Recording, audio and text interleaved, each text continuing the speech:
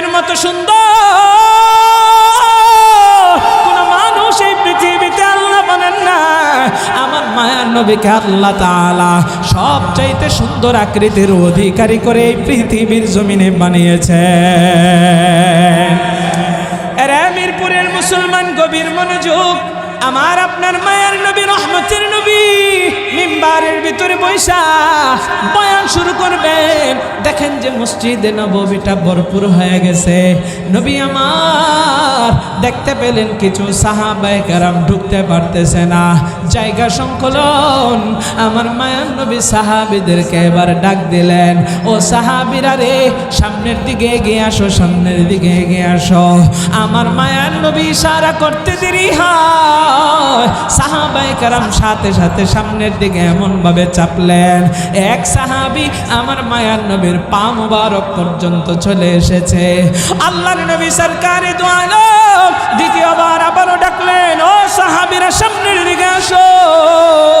আমার মায়ার নবী দয়ার নবী রহমতের নবীর যেই সাহাবীটা ওই যে পা মুবারক পর্যন্ত চলে এসেছে, ওই সাহাবীটা নবীর মায়াবী চেহারার দিকে টপ টপ করে তাকায় আছে। তার সামনে তো আর জায়গা নাই, কিন্তু নবীর ডাকে সাড়া দেওয়া সাহাবীদের জন্য ওয়াজিব ছিল। আমার মায়ার নবী তৃতীয়বারের মতো আবার ডাকলেন, সামনের দিকে আসো। ওই সাহাবী আমার নবীকে প্রশ্ন করলেন, ইয়া রাসূলুল্লাহ, ইয়া হাবিবাল্লাহ, আপনার সামনে তো আর জায়গা নাই, কিন্তু নবী আপনার ডাকে সাড়া দেওয়া আমাদের জন্য ওয়াজিব। ও নবী, আমি তো ওয়াজিব তরকের গুনাহ করে ফেলতেছি, আমি আর সামনের দিকে কোথায় আসবো গো নবী?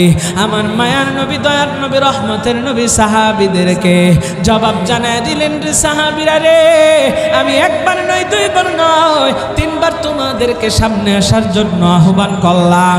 জায়গা না থাকা সত্ত্বেও তোমরা আমার ডাকে সাড়া দেওয়ার জন্য সামনে আসতে চাইলা। ও নবী, সাহাবীরা এবার প্রশ্ন করলেন, ও নবী, সামনে জায়গা নাই, কেমন করে আর সামনে যাইব? এরপরেও আপনি ডাকেন কেন? নবী আমার ডাক দেয়া কই, রে সাহাবীরা রে, আমি তোমাদেরকে অযথাই ডাকছি না।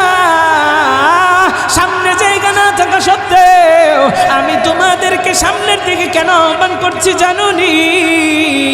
এই কোরআনের মজলিসগুলোর এত দাম আমার আল্লাহর কাছে, এত দাম। কেউ যদি কোরআনের মজলিসের ভিতরে বইসা সামনে জায়গা না থাকা সত্ত্বেও কোরআনের আকর্ষণে সামনের দিকে আসার জন্য তার কোমরটাকে একবার নাড়াচাড়া দেয়, এই কোমরটাকে শুধু একবার নাড়াচাড়া দিল, সামনে আসতে পারে নাই, জায়গা নাই। আমার মায়ার নবী জানা দেয়, একবার কোমরটাকে নাড়াচাড়া দেওয়ার কারণে আমার আল্লাহ তাআলার 500 বছরের রাস্তা জান্নাতের দিকে ওই বান্দাটা এগিয়ে যাবে। আর জোরে কন্যা সুবহানাল্লাহ। এ দুনিয়ার মানুষ রে, তাইলে এই মজলিসের দাম আছে না নাই? আর জোরে বলেন, আছে না নাই? ও দুনিয়ার মানুষ, আমরা এমন এক দামি মজলিসে বসলাম, অনেকের ভাগ্যে হয় না এই দামি মজলিসে বসার। দেখবেন এদিক সেদিক অযথায় ঘোরাফেরা করতেছে। আল্লাহ যারে কবুল করে সেই আমলের দিকে দৌড়াইতে পারে, আল্লাহ যারে কবুল করে না সে কিন্তু আমলের দিকে দৌড়াইতেও পারে না। ও দুনিয়ার মানুষ রে, আমার মায়ার নবী রহমতের নবী জানায়া দেয়, আর দুনিয়া মাজরাতুল আখিরাহ, দুনিয়া হচ্ছে আখিরাতের ক্ষেত স্বরূপ। এই পৃথিবীর জমিনে আমি আপনি ক্ষেত চাষ করি, বিভিন্ন ব্যবসা বাণিজ্য করি, আর এইগুলোর মাধ্যমে দুনিয়াতে আমি আপনি টাকা ইনকাম করি। এই টাকার মাধ্যমে আমার আপনার রিজিকের ব্যবস্থা হয়। ও দুনিয়ার মানুষ, আমার আল্লাহর নবী জানায়া দেয়, আখিরাতের যে নেক আমল, এই নেক আমল তুমি দুনিয়া থেকে অর্জন করতে পারবা।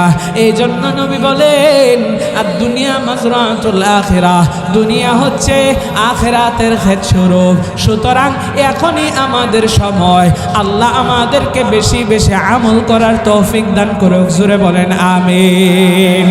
তাইলে এই কোরআনের মজলিসে কিছুক্ষণ থাকতে পারবেন তো ইনশাআল্লাহ?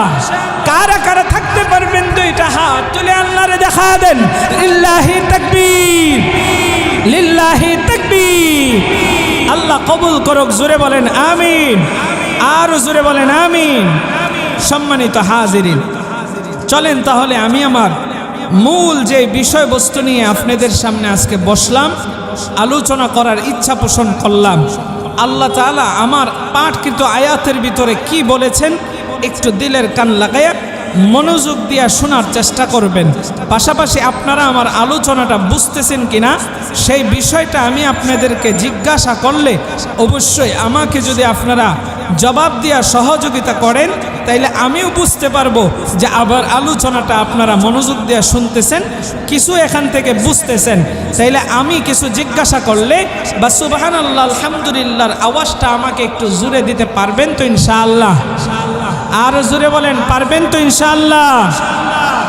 সম্মানিত হাজিরিন, আল্লাহ তাআলা কোরআনে হাকিমের ভিতরে বলেন, ইয়া আইয়ুহাল্লাযীনা আমানু আমিনু বিল্লাহ। মনোযোগ দিবেন। আল্লাহ বলেন ইয়া আইয়ুহাল্লাযীনা আমানু আমিনু বিল্লাহ। আল্লাহ বলেন হে ঈমানদারগণ, হে মুমিনগণ, আমিনু বিল্লাহ, আমি আল্লাহর উপরে ঈমান আনো। যারা কোরআন সম্পর্কে একটু জানার আগ্রহ আছে এরা খুবই মনোযোগ দিয়ে শুনলে প্রশ্ন মাথার ভিতরে একটা আসতে পারে। আল্লাহ প্রথমে বলতেছেন ইয়া আইয়ুহাল্লাযীনা আমানু, হে মুমিনগণ, হে ঈমানদারগণ, আমিনু বিল্লাহ, আমি আল্লাহর উপরে ঈমান আনো। প্রশ্ন হলো আল্লাহ আগে বলতেছেন হে মুমিনগণ, পরে আবার কইতেছে ঈমান আনো, তার মানে কোন মুমিনদেরকে ঈমান আনতে কইতেছে? এখন আমি যদি এই যে বোতল পানি, এই পানিরে যদি আমি কই পানি আনো বা পানি দাও, তো এটা হইল পানি তো আমার হাতে আছে। আল্লাহ মুমিনরে ডাকতেছে হে মুমিনগণ, আবার কই ঈমান আনো। তাইলে এখন আমাদের একটু বোঝার দরকার কোন মুমিনকে, কোন ঈমানদারকে আল্লাহ ঈমান আনতে বলতেছে, এটা জানার দরকার আছে না নাই? মজার আলোচনা হবে যদি একটু মনোযোগটা আপনাদের থাকে আমার দিকে তাইলে। আর যদি আপনারা আমার বয়ানের তাসির নষ্ট করে দেন অধিক তাকায়া, তাইলে কিন্তু সব শেষ, সর্বনাশ। অধিক তাকাইবেন না আমার দিকে। আল্লাহ তাআলা আমাকে আপনাকে প্রথমে ঈমানদার বলে সম্বোধন করলেন, কারণ হচ্ছে এই পৃথিবীর জমিনে আমার আল্লাহ তাআলা অসংখ্য অগণিত মাখলুক বানাইছেন। কত মাখলুক বানাইছেন এটার কোনো হিসাব আছে? আপনাদের আওয়াজ দিই নাই, জোরে কোন আছে? কে বলছে হিসাব নাই? আপনারা না জানেন আল্লাহ 18,000 মাখলুক বানাইছে? আল্লাহ যে 18,000 মাখলুক বানাইছে এই কথাটা সঠিক না বেঠিক একটু হাত তুলে দেখান। এই কথাটা সঠিক কারা কারা এটার পক্ষে হাত তুলেন। 18,000 মাখলুক আল্লাহ বানাইছে, এই কথাটা সঠিক, এটার পক্ষে কারা কারা হাত তুলেন? নামা। এই কথাটা বেঠিক, এটার পক্ষে কারা কারা হাত তুলেন? উমা। সঠিকের পক্ষে কয়েকজন, বেঠিকের পক্ষে আরো কম। তো মাঝখানে যারা আছেন আপনারা কোন পক্ষে? হ্যাঁ, সম্মানিত হাজিরিন একটু মনোযোগ দিবেন। 18,000 মাখলুক আল্লাহ বানাইছেন, এই কথাটার কোনো ভিত্তি নাই। কারণ অনেকের বয়স এখানে 50 হয়ে গেছে, 40 হয়েছে, 60-70 যাই হোক, কিছু কিছু প্রাণী দেখে, যেই প্রাণীকে দেখে বলে হাই সুবহানাল্লাহ, আমার জীবনে এরকম প্রাণী দেখি নাই। এরকম লোক আছে না নাই? এরকম প্রাণীও আমাদের মাঝে আছে না নাই? কিয়ামত পর্যন্ত প্রাণী আসতে থাকবে, আপনি আমি দেখি নাই। তাইলে এইগুলারে ওই 18-র ভিতরে হিসাবে কেডা ঢুকাইছে? আরে দুনিয়ার মানুষ, গভীর মনোযোগ। আল্লাহ তাআলা আমার পাঠকৃত আয়াতের ভিতরে জানায় দেয়, ইয়া আইয়ুহাল্লাযীনা আমানু আমিনু বিল্লাহ। আল্লাহ বলেন হে মুমিনগণ, হে ঈমানদারগণ, এই যে আল্লাহ তাআলা এখানে আপনাকে আমাকে ঈমানদার বলে সম্বোধন করে ডাকলেন, এটার কারণটা কি? কারণটা কি? আরে মিরপুরের মুসলমান একটু দিলের কানটা লাগায় শুনবেন। আল্লাহ তাআলা এখানে দুইটা কথা বললেন। তার আগে প্রথম কথাটা বুঝতে চায়। আল্লাহ বললেন ইয়া আইয়ুহাল্লাযীনা আমানু, হে মুমিনগণ, আল্লাহ যে এত সুন্দর কইরা আমারে আপনারে মুমিন মুমিন বইলা ডাকে, আমারে আপনারে ইমানদার ইমানদার বইলা ডাকে, কারণ কি? আমাদের ভিতরে অসংখ্য মানুষ রয়েছে, যেই মানুষের ইমানের ভিতরে ভেজাল রয়েছে, যেই মানুষের ইমানের ভিতরে এমন ভেজাল তারে মুমিন মুসলমান বইলা ডাকা যায় না, এমন ভেজাল ঢুকাইছে তারে বেঈমান বললেও ভুল হবে। অনেকেই তো আবার কাফের হইয়া বসে আছে, জানা নাই। এরে মিরপুরের মুসলমান, আল্লাহ কোরআনে হাকিমের ভিতরে এত সুন্দর কইরা মুমিন বইলা সম্বোধন করেন, কারণ কি জানেননি? আমার আল্লাহ তাআলা এই পৃথিবীর জমিনে কত মাখলুক আল্লাহ সৃষ্টি করেছেন। আল্লাহ কীট পতঙ্গ বানাইলেন, আমার আল্লাহ ফেরেশতাদেরকে বানাইলেন, আল্লাহ তাআলা জিন জাতিদেরকে বানাইলেন, সর্বশেষ আমার আল্লাহ মানব জাতিকে বানাইলেন।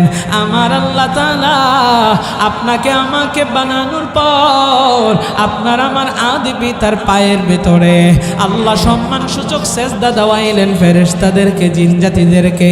এই সেজদাটা ছিল সম্মান সূচক সেজদা। এটার মাধ্যমে আমার আল্লাহ তাআলার ইচ্ছা ছিল এই মানব জাতিকে আমি আল্লাহ তাআলা সৃষ্টির সব চাইতে বেশি প্রাধান্য দিব। আমি আল্লাহ এই মানব জাতিকে সৃষ্টির শ্রেষ্ঠ হিসাবে ঘোষণা করে দিলাম। আমার আল্লাহ তাআলা এই পৃথিবীতে অসংখ্য অগণিত মাখলুক বানাইছেন, 18,000 মাখলুকের কোনো ভিত্তি নাই। আমার আল্লাহ কত মাখলুক বানাইছেন এই দুনিয়ার কেউ বলতে পারবেন না, কিয়ামত পর্যন্ত কেউ বলতে পারবে নাও না, আগেও পারে নাই। কারণ এমন এমন নতুন নতুন মাখলুক আমরা দেখি যেগুলো আমাদের চোখ অনেক বছর ধরে, যাদের 70 হয়েছে 60 হয়েছে, এরাও দেখে নাই। আল্লাহ সব সময় একের পর এক নতুন নতুন সৃষ্টি আমাদের সামনে আনবেন। আমার আল্লাহ তামাম পৃথিবীর ভিতরে যা কিছু বানাইছেন, আল্লাহ সব সৃষ্টির ভিতরে এই মানুষকে আল্লাহ তাআলা সবচাইতে বেশি সম্মানের অধিকারী করেছেন। আমার আল্লাহর ফেরেশতারা কিন্তু গুনাহ করতে পারে না। আল্লাহর ফেরেশতারা কেউ সাজদারত অবস্থায় আছে, কেউ দাঁড়ানো অবস্থায় আছে, কেউ রুকু অবস্থায় আছে, এক একজন এক এক ইবাদতের ভিতরে মগ্ন আছে। তাদের গুনাহ করার ক্ষমতা আল্লাহ তাআলা দেয় না, কিন্তু মানব জাতি এরা গুনাহ করে আবার ইবাদতও করে। আমার আল্লাহ এরপরেও মানব জাতির সৃষ্টির শ্রেষ্ঠ মাখলুক হিসাবে আল্লাহ ঘোষণা দিয়েছেন, এই মানুষ আপনি আমি যদি গুনাহ করে ফেলি, আমার আল্লাহ আপনার আমার উপরে রাগ করেন।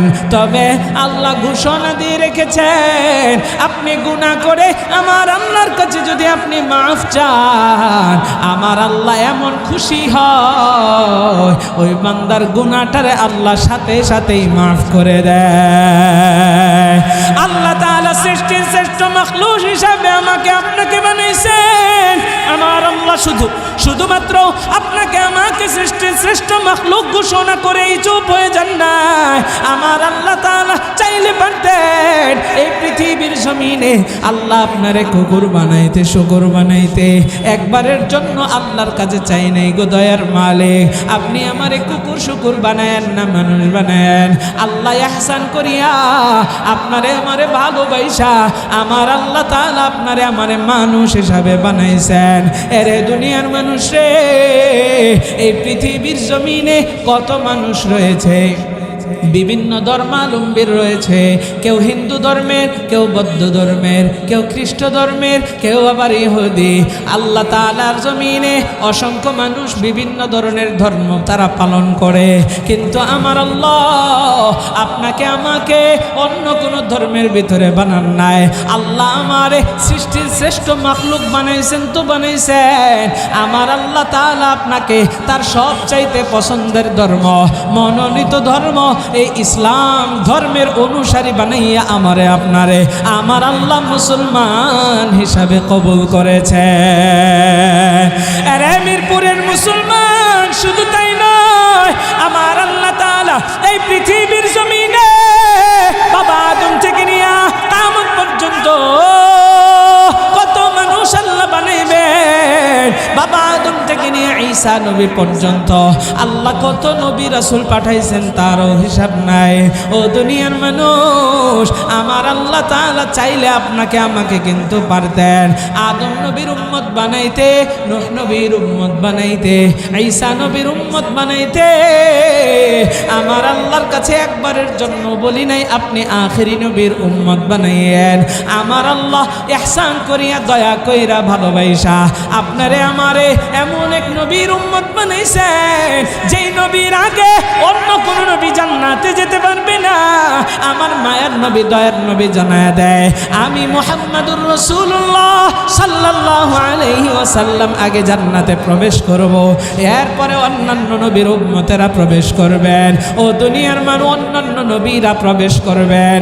এরপরে আল্লাহর নবী জানায়া দেয় আমার উম্মতেরা জান্নাতে প্রবেশ করার পর অন্য নবীরা জান্নাত, অন্য নবীর উম্মতেরা জান্নাতে প্রবেশ করবে। সে আল্লাহ তাআলা আমাকে আপনাকে এমন এক দামি নবীর উম্মত বানাইছেন যেই নবীর উম্মতকে আমার আল্লাহ তাআলা এত মর্যাদা দিয়েছেন যে আমাদের আগে অন্য কোন নবীর উম্মতেরা জান্নাতেও যাইতে পারবে না। জোরে কন্না সুবহানাল্লাহ। আরে দুনিয়ার মানুষ, আমার মায়ার নবী হচ্ছে রাহমাতুল লিল আলামিন। আমার মায়ার নবী গোটা জগতের জন্য রহমত। আমার মায়ার নবীকে আল্লাহ এই গোটা জগতের জন্য রহমত স্বরূপ বানাইছেন। এ দুনিয়ার মানুষ রে, আমার মায়ার নবী হিন্দুর জন্য রহমত, বুদ্ধের জন্য রহমত। আমার মায়ার নবী খ্রিস্টানের জন্য রহমত। আমার মায়ার নবী নাস্তিক বেঈমান মুরতাদদের জন্য রহমত। যদি নবী রহমত না হইতো তাইলে নাস্তিক বেঈমান মুরতাদেরা যেই সমস্ত গুনাহগুলো করে, মুসলমান নামক নামদারি মুনাফিকরাও যেই সমস্ত গুনাহ করে, আমার নবীর উসিলায় আমার আল্লাহ এদেরকে ধরে না, অন্যথায় কবে গজব দিয়ে ধ্বংস করে দিত। ঠিক কিনা কার? আরে মুসলমান, এ পাষাণ থেকে রব্বা যান, এ আমার যুবক ভাইরা, এই জন্য একটু জোরে আওয়াজ দিয়ে বলবেন আমার মায়ার নবী রহমত নাকি গজব? আপনাদের আওয়াজটা পছন্দ হয় নাই, জোরে কোন রহমত নাকি গজব? ও দুনিয়ার মানুষ, আমার মায়ার নবীর নিজের জীবনের চাইতেও ভালোবাসতে হবে। নবী জানায় দেয় লা ইউমিনু আহাদুকুম হাত্তা আকুনা আহাব্বা ইলাইহি মিন ওয়ালিদিহি ওয়া ওয়ালাদিহি ওয়ান নাসি আজমাইন। মায়ার নবীকে কেমন ভালোবাসবেন জানেননি? আমার নবী জানায় দেয় তোমরা তোমাদের সম্পদের চাইতে, সন্তানের চাইতে, স্ত্রীর চাইতে, সব কিছুর চাইতে আমি নবীর যদি ভালো না বাসতে পারো তাইলে তোমরা মুমিন ইমানদার হতে পারবা না। এরে দুনিয়ার মানুষ, আজকে আমি আপনি নবীরে কেমন ভালোবাসি দেখা যায়। নবীরে যদি কেউ কুলাঙ্গার গালি দেয় তাইলে দেখবেন অনেক নবীর আশেক আছে কাফনের কাপড়টা শরীরের ভিতরে জড়াইয়া সে কিন্তু রাস্তার ভিতরে নাইমা যায়। অনেকেই দেখবেন এই বিষয়গুলো আবার দেখতে পারে না, সমালোচনা করে, এগুলারে ঘৃণা করে। অনেক বাড়িওয়ালারা আছে বিল্ডিং এর ভিতরে থাইকা থাইকা বলে এই সমস্ত কাজ আজাইরা, অথচ নবীর বিরুদ্ধে কেউ যদি কথা বলে, আল্লাহর নবীর যদি নিজের জীবনের চাইতে না ভালোবাসতে পারি তাইলে আমাদের কোনো মূল্য নাই, আমাদের কোনো দাম নাই। এই জন্য ইমানদার তো সেই ব্যক্তি যেই ব্যক্তি নবীর ইজ্জতের জন্য নিজের জীবনটা বিলিয়ে দিতেও সে একটু ভয় করবে না। ঠিক কিনা কার? ও দুনিয়ার মানুষ রে, আমার মায়ার নবীরে কেউ যদি গালি দেয়, কোরআনের বিরুদ্ধাচরণ যদি কেউ করে, তাইলে আমার শরীরের ভিতরে যতক্ষণ পর্যন্ত এক ফোঁটা রক্ত থাকবে, বিন্দু পরিমাণে রক্ত থাকবে, নবীর জন্য যদি প্রয়োজন হয় রাস্তায় নামতে পারি, নবীর জন্য যদি প্রয়োজন হয় নিজের ঘাম জড়াইতে পারি, নবীর জন্য যদি প্রয়োজন হয় তাইলে নিজের জীবনটাও অকাতরে বিলিয়ে দেওয়ার জন্য কারা কারা প্রস্তুত আছি? দুইটা হাত তুলে আল্লাহরে দেখা রে। নবীজির জন্য যদি জীবন দিতে হয়, এই জনতা পাই না কোনো ভয়। নবীজির জন্য যদি জীবন দিতে হয়, বিপ্লবী এই জনতা পাই না কোনো ভয়। নবীজিকে দিলে আঘাত এ প্রাণে আর সহে না, নবীজিকে দিলে আঘাত এ প্রাণে আর সহে না। নবীজির দুশ্মনেরা পাবে না রেহাই পাবে না, ইসলামের দুশ্মনেরা পাবে না রেহাই পাবে না। ওলি আল্লাহর বাংলাদেশে নাস্তিকদের ঠাই হবে না, বিরাউলিয়ার বাংলাদেশে মুরতাদদের ঠাই হবে না। ওলি আল্লাহর বাংলাদেশে সাতপন্থীদের ঠাই হবে না, বিরাউলিয়ার বাংলাদেশে এতাতিদের ঠাই হবে না। নবীজির দুশ্মনেরা পাবি না রেহাই পাবি না, ইসলামের দুশ্মনেরা পাবি না রেহাই পাবি না। ঠিক আছে কিনা? এক ফোঁটা রক্ত দেহে থাকতে মুসলমান সইবে না রে বিশ্ব নবীর অপমান। এক ফোঁটা রক্ত দেহ থাকতে মুসলমান সইবে না রে তাবলীগের অপমান। এক ফোঁটা রক্ত দেহ থাকতে মুসলমান সইবে না রে বিশ্ব নবীর অপমান। নবীজিকে দিলে আঘাত এ প্রাণে আর সহে না, নবীজিকে দিলে আঘাত এ প্রাণে আর সহে না। ইসলামের দুশ্মনেরা পাবি না রেহাই পাবি না, নবীজির দুশ্মনেরা পাবি না রেহাই পাবি না। ওলি আল্লাহর বাংলাদেশে নাস্তিকদের ঠাই হবে না, বিরাউলিয়ার বাংলাদেশে খুনিদের ঠাই হবে না। নবীজির দুশ্মনেরা পাবি না রেহাই পাবি না, ইসলামের দুশ্মনেরা পাবি না রেহাই পাবি না। তাবলীগের দুশ্মনেরা পাবি না রেহাই পাবি না, কাকরাইলের দুশ্মনেরা পাবি না রেহাই পাবি না। মিরপুরের মুসলমান, এই দেশের ভিতরে সাতপন্থীদের কোনো ঠাঁই আছে? এতাদিদের কোনো ঠাঁই আছে? আমরা এই বাংলাদেশের মধ্যে কোন সাদকে দেখতে চাই না, কোন সাদের কোন উত্তরসূরিকে বরদাস্ত করতে পারি না। ও দুনিয়ার মানুষ, ইতিপূর্বে দেখেছি এই সাতপন্থীরা এই দেশের ভিতরে কোনি যে তারা এটা স্পষ্ট হয়ে গেছে। এরপরেও যারা এতাতি হয়ে পুরো মসজিদের ভিতরে ঢোকার চেষ্টা করবে, তার পেটের চাপড়াগুলো তুলে ফেলতে হবে।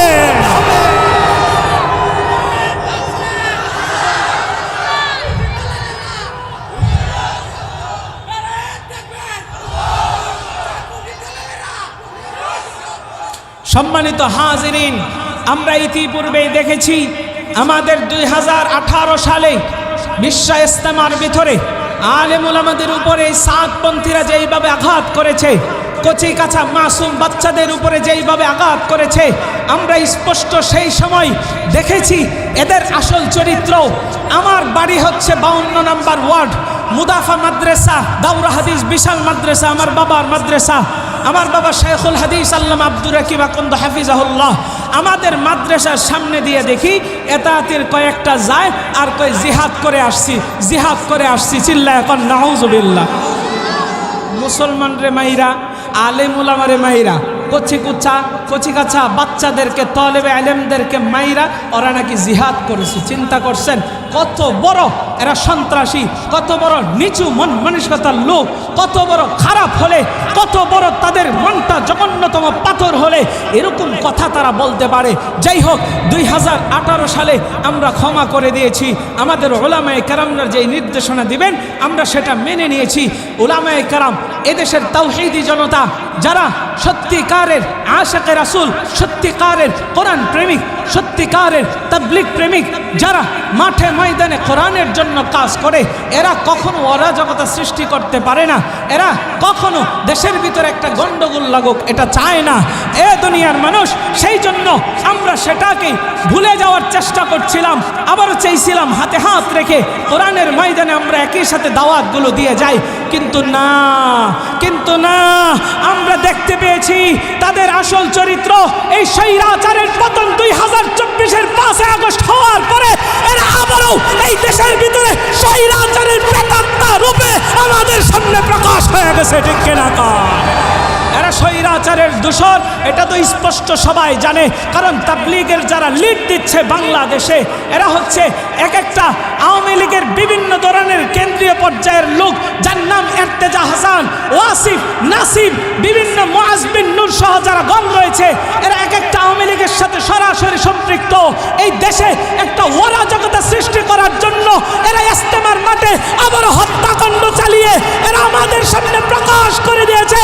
এই সমস্ত সাতপন্থী আতাতিদেরকে আমরা আর কখনো বরদাস্ত করতে পারবো না। যদি নেই তো নিতে দিবা, আর নালে কিন্তু বিক্রি করবা না। এবার ইমাম মালিক শক্তভাবে খাদেম রে ওই কর্মচারীরে ডাক দিয়ে এই কথাটা বললাম। ইমাম মালিক দিনই কাজে এক জায়গায় গিয়েছেন। এরে দুনিয়ার মানুষ, ইমাম মালিক ওই দিনই সফরটারে তিনি শেষ কইরা আবার যখন তিনি দোকানের ভিতরে আসলেন, ও দুনিয়ার মানুষ রে, ইমাম মালিক ক্যাশের ভিতরে বসেছে। হঠাৎ করে ইমাম মালিকের নজরটা ওই থাকের ভিতরে গেছে। দেখে ওই থাকের ভিতরে ওই ছিঁড়া কাপড়টা নাই। এবার কর্মচারীর ডাক দিয়া বলে, রে কর্মচারী, ওই যে আমি কাপড়টা রাখতে বলছিলাম, এই কাপড়টা এখানে রেখেছিলাম, এখন কোথায়? কর্মচারী ডাক দিয়া কয়, গো ইমাম মালিক, ইমাম আবু হানিফা রাহমাতুল্লাহি আলাইহি, আমি ওই কাপড়টারে বিক্রি করে দিয়েছি। ইমাম আবু হানিফা ডাক দিয়া বলে, ও কর্মচারী, কার কাছে বিক্রি করেছো? সিরা কাপড়টা কি তারে দেখাইয়া বিক্রি করেছো নি? এরে দুনিয়ার মানুষ, ওই কর্মচারী একটু ভীত সন্ত্রস্ত হইয়া ইমাম আবু হানিফারে ডাক দিয়া কয়, ও ইমাম সাহেব, ও আমার মালিক, আপনি আমারে বলেছিলেন ঠিক, কিন্তু আমি এই কাপড়টারে দেখাইয়া বিক্রি করতে পারি নাই। কাস্টমার আইসা এই কাপড়টারে নিয়ে গেছে, কোন কাস্টমার নিছে এটাও আমি জানি না, কার কাছে বিক্রি করছি এটাও আমি জানি না। আরে দুনিয়ার মানুষ রে, ইমাম আবু হানিফা ক্ষিপ্ত হয়ে গেলেন। খাদেমকে একটা ধমক দিয়ে বললেন, রে কর্মচারী, তোমাকে আমি রেখেছি সব কিছু মনে রেখে রেখে বিক্রি করার জন্যে, কিন্তু তুমি এটা মনে রাখো নাই, তুমি এই ভুলটা কেমন করে করলা? খাদেমকে ওই কর্মচারীকে তিনি শক্তভাবে ধমক দিলেন। আর আমি আপনি যদি হইতাম আমার দোকানের কর্মচারী যে এইভাবে একটু বাটপারি সিস্টেমে খারাপ মালটা বিক্রি করতে পারে, তার এই বড় ভালো কইরা বাহবা দিতাম আর বলতাম, তোর মতো এই কর্মচারী আমার দরকার, তোর মতো কর্মচারী দিয়াই আমার ব্যবসা অনেক লাভবান হবে। কথা কোন ঠিক কিনা? এই হচ্ছে আমার আপনার ঈমান। এ দুনিয়ার মানুষ, কর্মচারীর ইমাম আবু হানিফা ধমক দিলেন আর কর্মচারীরে ডাক দিয়া বলেন, রে কর্মচারী, আমার এমন এক বিপদের ভিতরে ফেলাইছস, আমি তো টেনশনে মরতেছি, কার কাছে না জানি কাপড়টা গেছে, সে তো আল্লাহর কাছে বইলা দিব যে অমুক দোকান থেকে আনছিলাম, ছিঁড়া কাপড় ধরাইয়া দিছে। ইমাম আবু হানিফা টেনশনের ভিতরে পড়ে গেলেন। টেনশনের ভিতরে পইরা ইমাম আবু হানিফা ক্যাশের ভিতরে বসলেন।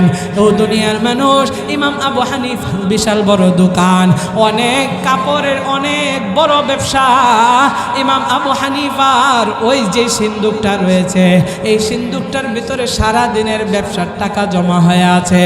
ইমাম মালিক কর্মচারীকে আবার ডাকলেন, ডাক দিয়া বললেন, রে কর্মচারী, এই সিন্দুকের ভিতরে তুমি তো সেই টাকাটা রাখছো? বলে, হ্যাঁ। কত টাকা বিক্রি করছো? কর্মচারী কয়, আমার মনে নাই। আরে দুনিয়ার মানুষ, ইমাম আবু হানিফা বলে, মনে নাই কত বিক্রি করছো? এটাও মনে নাই? বলে, না, অনেক কাপড় বিক্রি করেছি, সব টাকাই সিন্দুকের ভিতরে জমাট করে রেখেছি। ইমাম মালিক দেখেন কেমন ইমানদার, তিনি এবার ইমাম আবু হানিফা এবার তিনি সিন্দুকটারে খুললেন। সিন্দুকটারে খুইলা দেখে সারা দিনের ব্যবসার টাকা এখানে জমাট হয়ে আছে।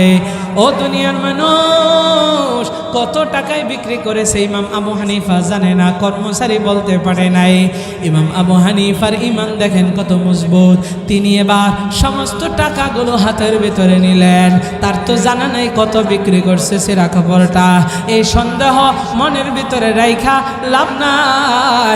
ইমাম আবু হানিফা সারা দিনের যত ব্যবসার টাকা ছিল, সমস্ত ব্যবসার টাকা আল্লাহর রাস্তায় দান করে দিছে। আর জোরে কন্যা সুবহানাল্লাহ। এ দুনিয়ার মানুষ রে, তাদের অন্তরের ভিতরে আল্লাহর ভয় কেমন করে ঢুকেছে। এরে দুনিয়ার মানুষ রে, ইমাম মালিকের ঈমানটা কত মজবুত, ইমাম আবু হানিফার ঈমানটা কত মজবুত। ইমাম আবু হানিফা আমাদের মাযহাবের ইমাম, তাদের অন্তরের ভিতরে আল্লাহর ভয় ছিল। আমাদের ভিতরেও যদি আল্লাহর ভয় থাকে, আমরা কোনোদিনও পথভ্রষ্ট হতে পারি না। যার অন্তরের ভিতরে আল্লাহর ভয় আছে, সে কোনোদিনও লাঞ্ছিত হবে না, সে কোনোদিনও অপমানিত হবে না। যার ভিতরে আল্লাহর ভয় নাই, সে কখন কি করে বসবে আর পাবলিকের জুতার বাড়ি খাইবে, এটার কোনো ঠিক না। এই জন্যই তো কবি বলেন, যাদের হৃদয়ে আছে আল্লাহর ভয়, তারা কবু পথ ভুলে যায় না। আল্লাহর প্রেম ছাড়া হে দুনিয়ায় কারো কাছে কোনো কিছু চাই না। যাদের হৃদয়ে আছে আল্লাহর ভয়, তারা কবু পথ ভুলে যায় না। আল্লাহর প্রেম ছাড়া হে দুনিয়ায় কারো কাছে কোনো কিছু চাই না। রাতের আধারে যারা সিজদাতে রয়, দু চোখের অশ্রুতে নদী যেন বয়। রাতের আধারে যারা সিজদাতে রয়, দু চোখের অশ্রুতে নদী যেন বয়। ছলনার হাছানি যতই আসুক, ছলনার হাছানি যতই ডাকুক, পিছনে ফিরেও সে তাকায় না। আল্লাহর প্রেম ছাড়া হে দুনিয়ায় কারো কাছে কোনো কিছু চাই না।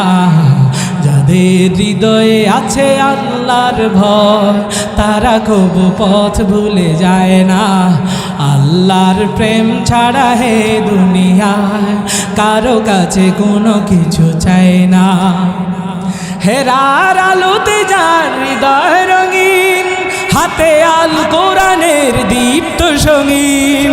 হেরার আলোতে যার হৃদয় রঙিন, হাতে আল কোরআনের দীপ্ত সঙ্গীন।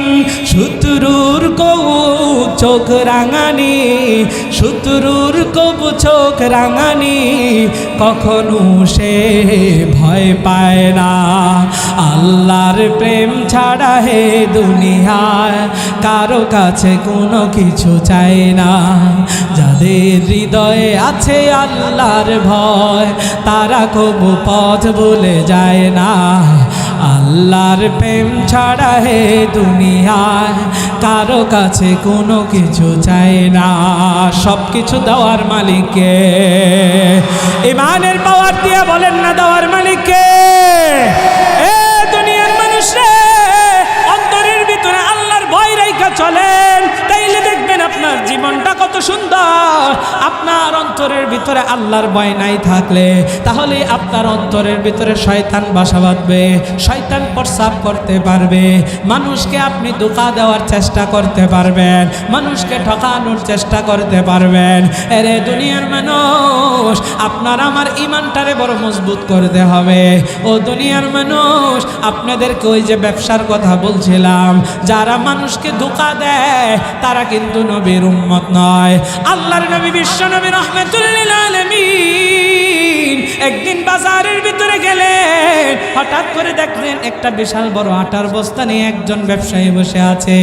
আমার মায়ার নবী কি জানি মনে কইরা ওই ব্যবসায়ীর সামনে গেলেন, বস্তার ভিতরে হাতটারে এইভাবে ঢুকায়া দিলেন।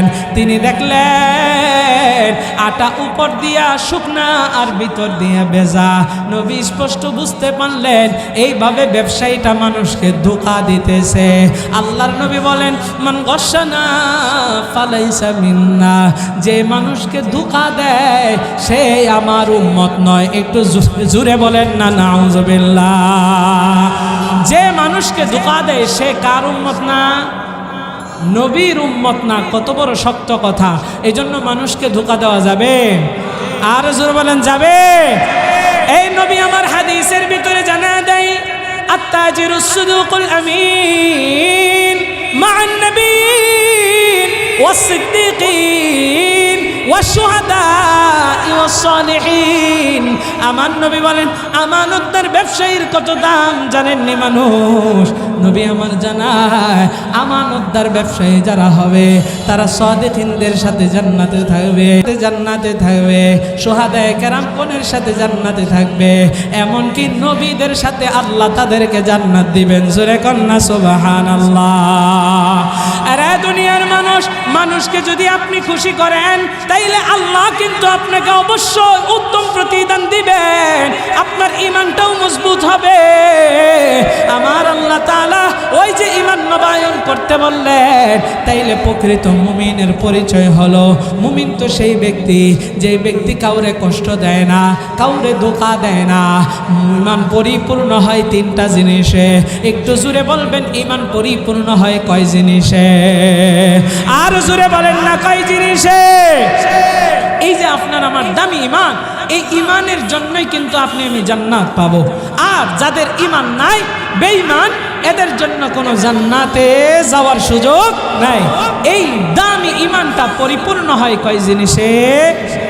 আর জোরে বলেন, সবার আওয়াজ পাই নাই, জোরে বলেন। ঈমান পরিপূর্ণ হয় তিন জিনিসে। এক নাম্বার ইকরার বিল লিসান, দুই নাম্বার তাসদীক বিল জিনান, তিন নাম্বার আমাল বিল আরকান। আরবি মুখস্থ করার দরকার নেই, বাংলা বলে দে। ঈমান পরিপূর্ণ হয় কয় জিনিসে? সবাই আওয়াজ দেন, কয় জিনিস? তিন জিনিস। ইকরার বিল লিসান, মুখে স্বীকার করা। কিসে স্বীকার করা? তাসদীক বিল জিনান, অন্তরে বিশ্বাস করা। অন্তরে কি করা? তিন নাম্বার আমাল বিল আরকান। আপনি ওই যে দুইটা জিনিস বললেন যে মুখে স্বীকার করলেন, উদাহরণ দেই, কালিমা পড়লেন, আল্লাহর উপরে ঈমান আনলেন। এখন আপনি একটু চিল্লায় বলবেন আল্লাহ কয়জন? আর জোরে বলেন কয়জন? আমাদের নবী কয়জন? কোরআন কয়জন? কোরআন কয়টা? তাইলে এক আল্লাহ, এক নবী, এক কোরআন, এক কালিমা। মুসলমানের ভিতরেও এক থাকার দরকার আছে না নাই? তাইলে অন্তরে আমরা এবার সেইগুলো বিশ্বাস স্থাপন করি। আমাদের আল্লাহ এক, নবী এক, কোরআন একটা, আমাদের ইসলাম ধর্ম একটা।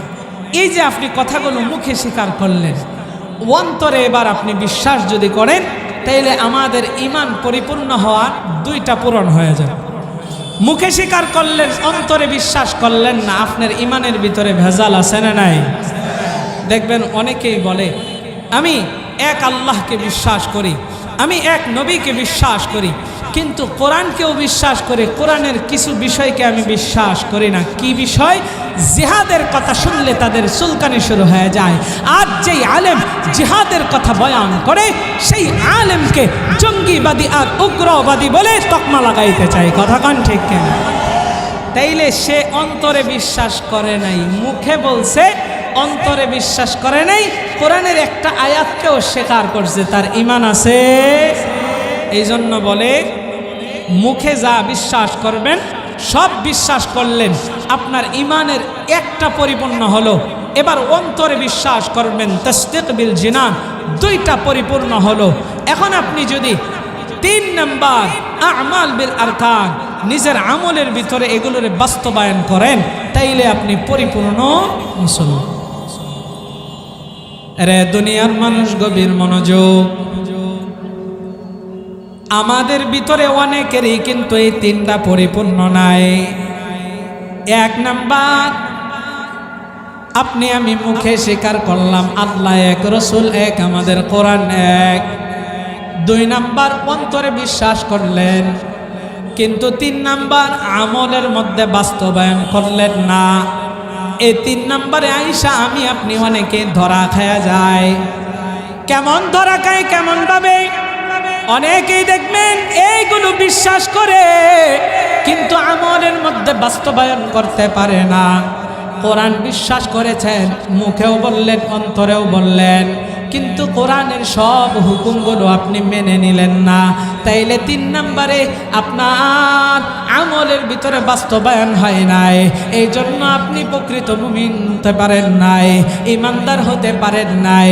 যদি মানতে হয় আল্লাহ তাআলা 5 ওয়াক্ত নামাজ ফরজ করেছেন, এই নামাজ পড়তে হবে, কোরআন পড়তে বলেছেন, কোরআন পড়তে হবে, নবীর সুন্নত তরিকায় চলতে বলেছেন, চলতে হবে। রে দুনিয়ার মানুষ, এক কথায় আমলগুলোকে আপনার আমলের সাথে বাস্তবায়ন করতে হবে।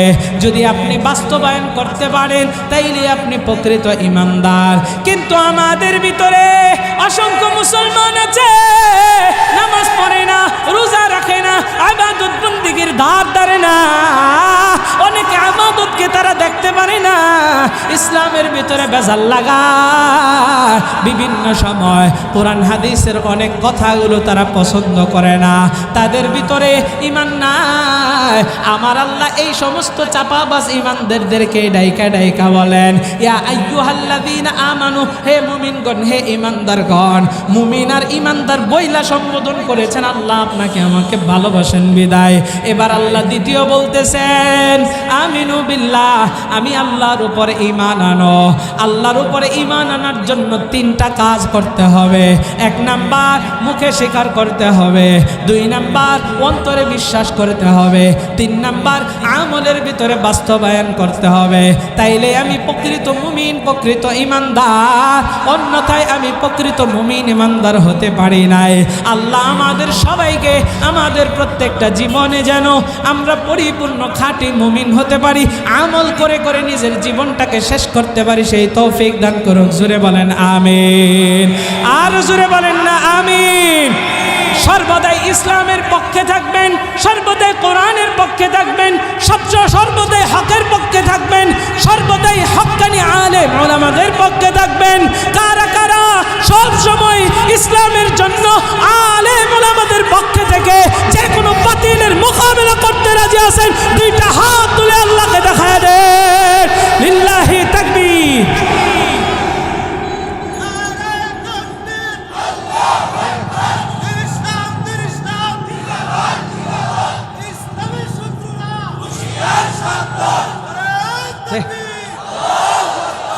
সম্মানিত হাজিরিন, সর্ব অবস্থায় সর্বহালতে আমরা একজনের হুকুম সবসময় মানব, তিনি কে? আরো জোরে বলেন না, তিনি কে? সম্মানিত হাজিরিন, সর্ব অবস্থায় হকের পক্ষে নিজের জীবনটাকে বিলিয়ে দিতে প্রস্তুত আছি তো ইনশাআল্লাহ?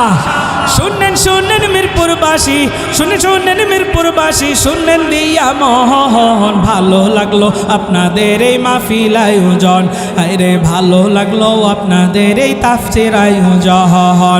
শুনলেন মিরপুরবাসী, শুনলেন মিরপুরবাসী, শুনলেন দিয়া মহন, ভালো লাগলো আপনাদের এই মাহফিল আয়োজন, হায়রে ভালো লাগলো আপনাদের এই মাহফিল আয়োজন।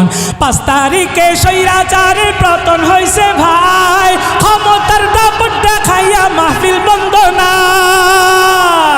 5 তারিখে স্বৈরাচারের পতন হয়েছে ভাই, ক্ষমতার দাপট দেখাইয়া মাহফিল বন্ধ নাই, ভাইরে মাহফিল বন্ধ নাই।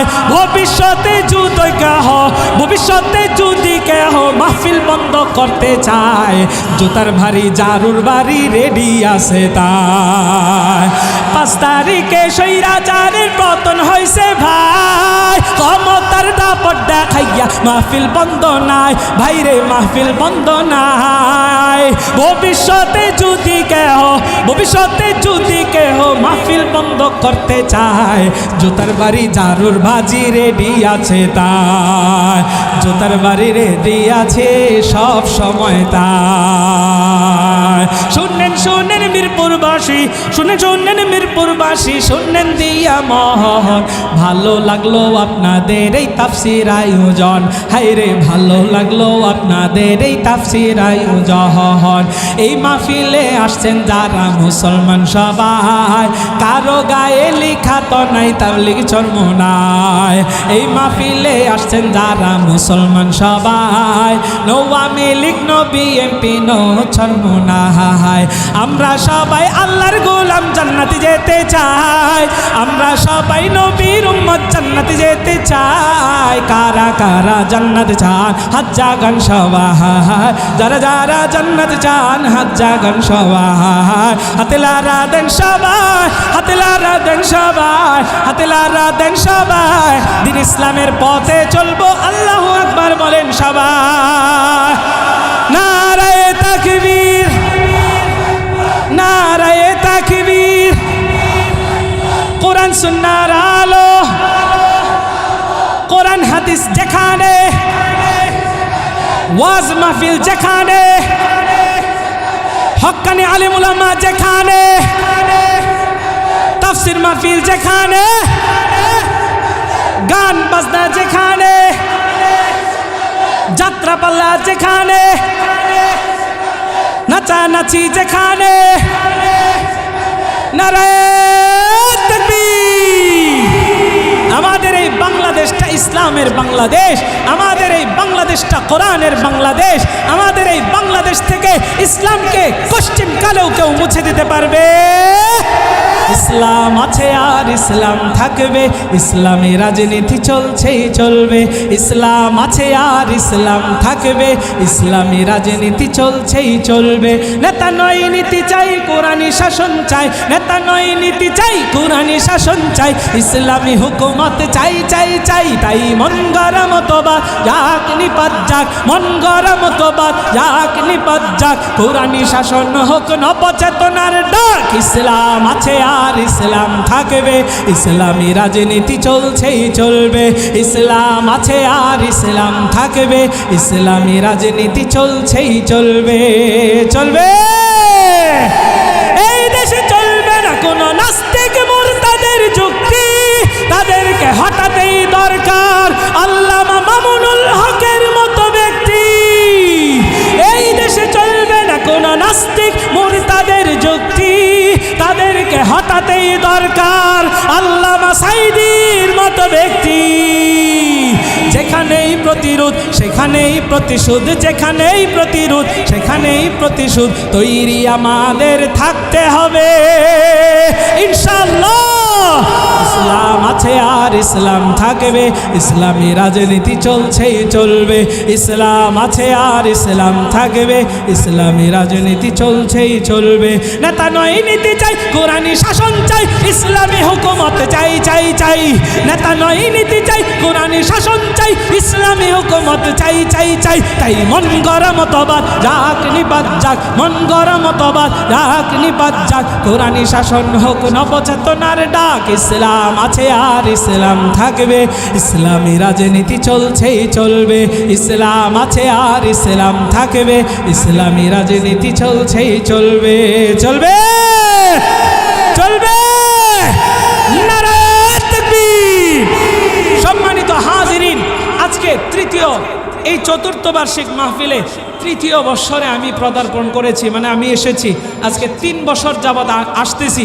আর আমারে মহাব্বত করেন, ভালোবাসেন এই মসজিদের সম্মানিত মুতাওয়াল্লি আমাদের ফারুক ভাই। এই যে ফারুক ভাইয়ের দেখেন কি চমৎকার নুরানি চেহারা। ফারুক ভাইকে আমি গত বছরও দেখে গিয়েছি, দাড়িগুলো আগের তুলনায় অনেক পেকে গিয়েছে। কারণ আমরা মানুষ কতদিন বাঁচি জানা নাই। এই জীবনটাকে হকের পক্ষে সর্বদাই যেন থাকতে পারি, আমরা সব সময় হকের পক্ষে চলতে পারি, সব সময় হকের পথে যেন চলতে পারি, সেই তৌফিক আল্লাহ দান করুক। জোরে বলেন আমিন।